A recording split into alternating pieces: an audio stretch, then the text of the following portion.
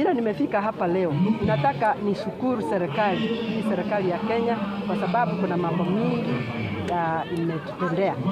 Hasa ninataka kushukuru kwa zile mabarabara ambazo sisi watu wa Nyamira tulikuwa tunalia sana. Hatukuwa na barabara hata moja katika ile budget yenye ilipita.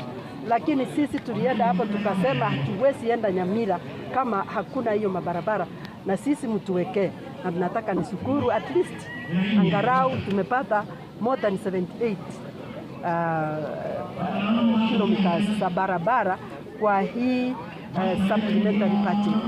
Ile barabara yenye inatoka Tombe kuenda mpaka Isinta mpaka Kidaru.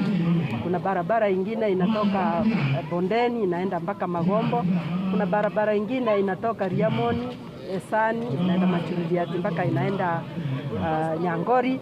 Hizo barabara zote nataka kusema ya kwamba I'm so proud kwa sababu mimi nilikuwa mmoja wa wale ambao walikuwa wanapigania hizo, na tunashukuru kwa sababu kuanzia kesho tarehe 19 tumesikia ya kwamba ama mliona matangazo ya kwamba pretender itaanza, kumaanisha ya kwamba mwaka huu lazima hata sisi tuanze kuona ile barabara nyekundu yenye inaonekana katika mahali pengine.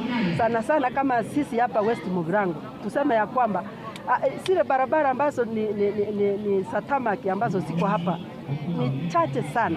Kwa hivyo tukipata zile ambazo tumepropose kwa hii budget, hata sisi tutafurahia kidogo, na mkitupatia pia tutaweka zile zingine ambazo hazijawekwa hapo. Kwa hivyo mimi yale maziwa ambao nimekuwa nikilia nikisema wacha nichukue maziwa kwa watu wangu, watu wanataka chakula ni barabara, si kitu kingine.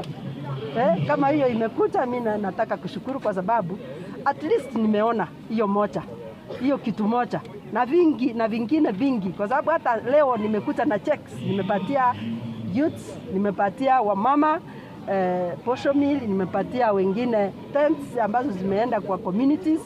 Ni kumaanisha ya kwamba zile pesa za serikali zinaendelea kufanya kazi. Kwa hivyo mimi kama mama county nataka niongee na watu wangu wote ambao wanapatikana Nyamira, mjue ya kwamba sisi ni kazi, siasa baadaye.